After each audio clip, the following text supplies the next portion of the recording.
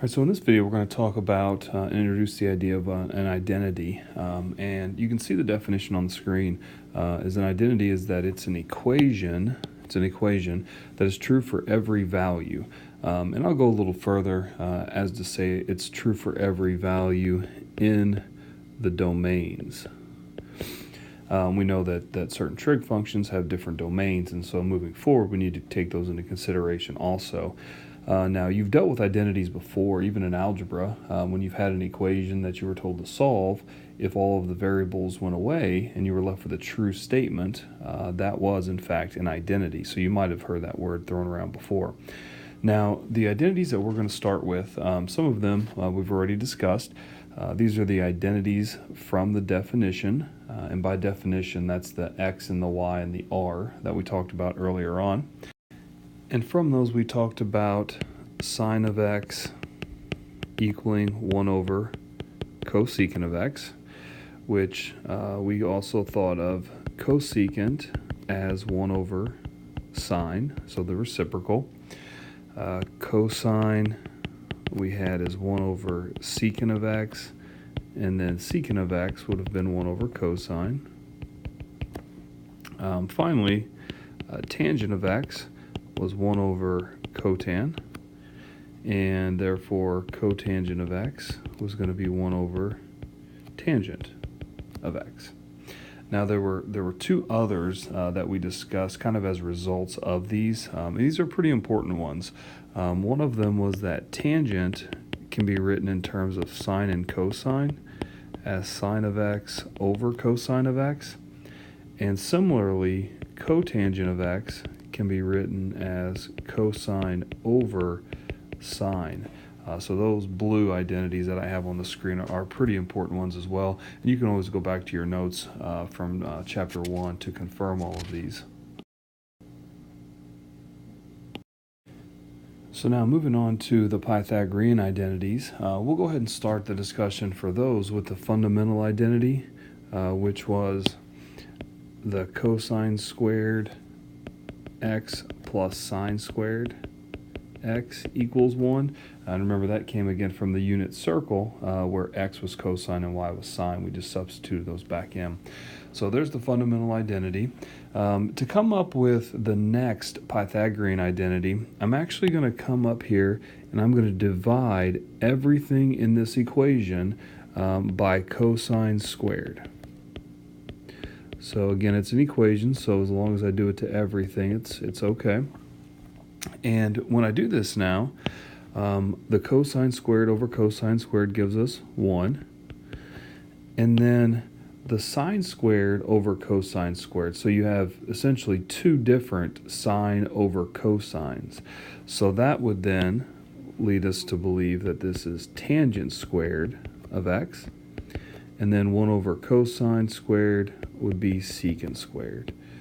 So 1 plus tangent squared equals secant squared would be the second Pythagorean identity. Now, to get the third one, let me go ahead and erase part of this.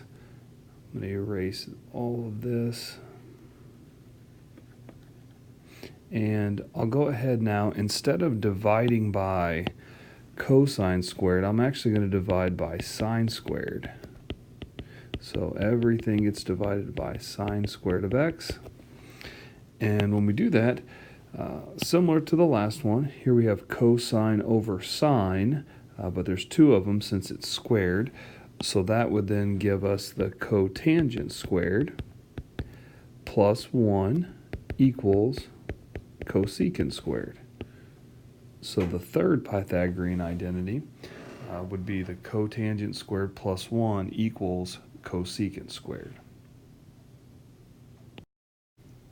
All right, so now we're ready to talk about the even and odd identities. And if you remember from algebra, an even function is symmetric about the y-axis, and an odd function is symmetric about the origin. So I have the graphs of both cosine and sine up on the screen, and you can see that if we start with cosine here, the y-axis right here, this is the axis of symmetry. I can take the right side here, and I can fold it across the y-axis, and it's going to lie directly on the other side. So from this, we can conclude that cosine is an even function. Alternatively, for sine, the odd function being symmetric about the origin is a little more difficult to see. So what I'll do is I'll just go ahead and mark the origin with a red point and view that almost as a pivot point or a hinge on the curve. I'm going to go ahead and keep the left side fixed. So don't move the left side. This is our pivot point. I'll go ahead now and I'll take this right side and I'll pull it around. And as I pull it around, it'll eventually match up perfectly to what's over here on the left. So because of that, sine would be symmetric about the origin, and therefore sine is an odd function. Now, from algebra, we also remember that there's an algebraic test for symmetry. And the algebraic test started us with the function evaluated at negative x. When we simplified, if we ended up with the original, it was an even function. If we ended up with the opposite of the original, it was an odd function. So when we take this information and apply it to these two functions, we can find out now that since cosine is even, that cosine of negative x would equal cosine of x. And similarly, since sine is odd, then if I take sine and evaluate it at negative x, I end up with negative sine of x. So the even and odd functions for sine and cosine are pretty easy to remember because all you have to do is go back to your graph to see them. All right, so for these next two examples, we're going to look at secant and tangent, and you'll use these identities enough that you have them memorized, but if you ever happen to forget, you can always trace things back to sines and cosines, in which you can then just visualize the graph. So to determine if secant is even or odd, we'll go ahead and we'll take the function and evaluate it at negative x. Now, from the reciprocal identity, I know that that's 1 over cosine of negative x. And from what we just discussed, cosine is even, so the negative is irrelevant here, so we can say that it goes away or gets absorbed, however you want to view it. And then flipping it back around, we've just now shown that f of negative x equals f of x. Therefore, secant of x has to be even. Okay? Similar then for tangent, I'll go ahead and evaluate at negative x.